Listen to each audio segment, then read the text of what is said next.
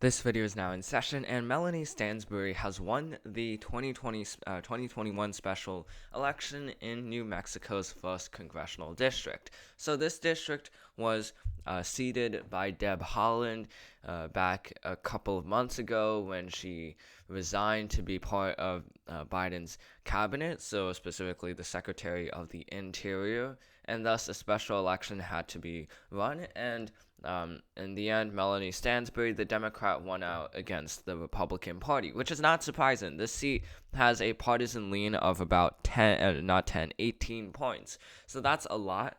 And judging by the 2020 election, with Deb Haaland winning by 16% and Joe Biden winning by 23%, it was pretty clear that Democrats were going to win this race. It was just a game of margins. How much Melanie Stansbury, somewhat a progressive candidate, would be able to win in this district. And she has won by around 25 percentage points, 24 percentage points. Now, not all of the votes have come in. 99.8% of precincts have reported. The only other precincts that have not reported, the only other precinct, county, that has not reported is Torrance County, where not only, but 94.7% of precincts have been reported, and the rest of the vote is likely to favor Mark Moores, the GOP candidate, but nonetheless, Melanie Stansbury has won out in a landslide with 23 percentage points or so by the end of this election, and that's pretty much the same amount that Joe Biden won in the 2020 election. So it's also actually more than what Deb Haaland won in the 2020 election as well. It's a difference of, I believe, 7 points, 16% versus 23%. And in terms of what this race can tell us about 2022, it's inconclusive because with all of these special elections, it really hasn't shown us much at this moment.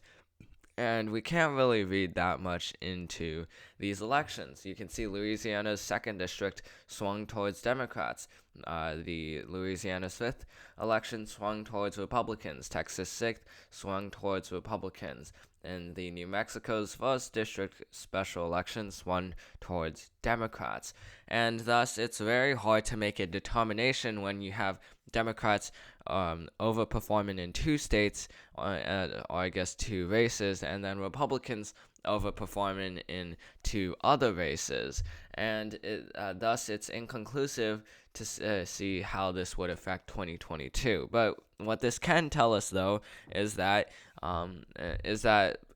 what kind of campaigning strategy the Republican campaign should employ. Mark Moores tried to employ a public safety strategy of crime and as well as violence that has been increasing in Albuquerque, and ways to respond to that. And obviously, by the election, he was not rewarded by that strategy, and it's something Republicans might not want to do, primarily because Democrats also don't really want to do the radical policies that a lot of progressives are talking about, like defunding the police.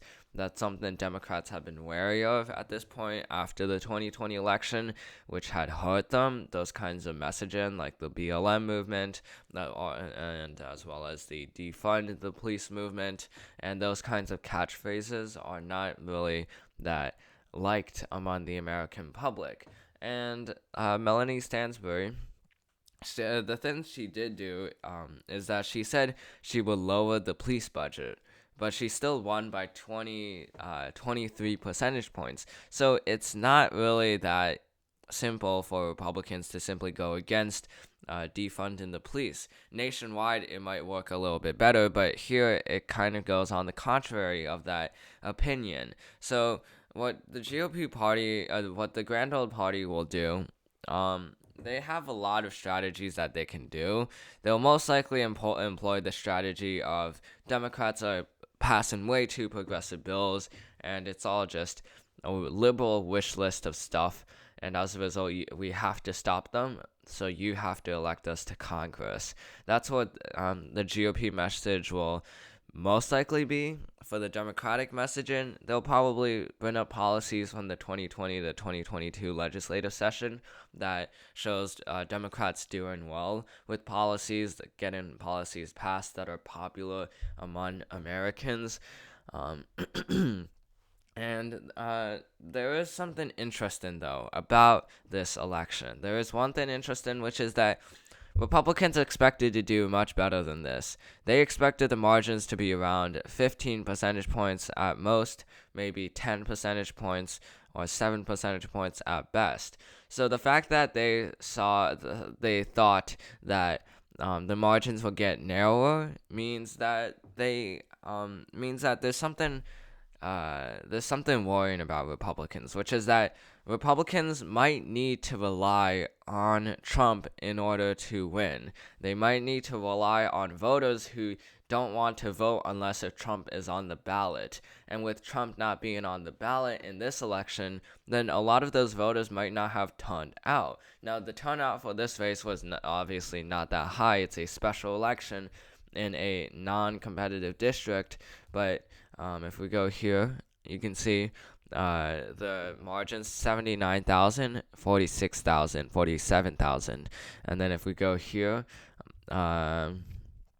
it's much larger, 186,000, 187,000, and then 134,000. So you can see here that those margins right there show that Trump voters might not really want to turn out in these future elections, and that's a worrying sign for Republicans. Obviously, Republicans are really favored to win the House. Everything is stacked against Democrats, but the idea that Republicans won't turn out unless Trump is on the ballot might mean that Republicans might not pick up as many House seats as they want to.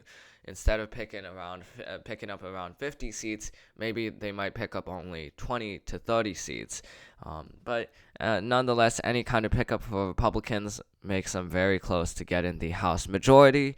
And you can see here that this might kind of go against that idea with not shy Trump voters, but rather Trump voters who are not favorable to voting in a midterm election year or in a non-presidential election year.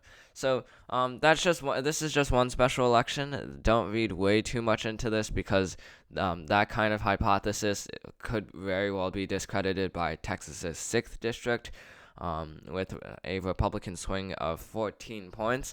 But who knows? In that district, Trump did get involved in that race. Last minute, endorsed Susan Wright. So who knows? It might be true. It might not necessarily be true. There are not enough special elections, and there are not enough competitive special elections to know anything conclusive. So don't read too much into this election, besides the fact that Melanie Stansbury won in a landslide. So that's the end of this video. Hope you enjoyed it. This video is now adjourned, and I'll see you in the next one.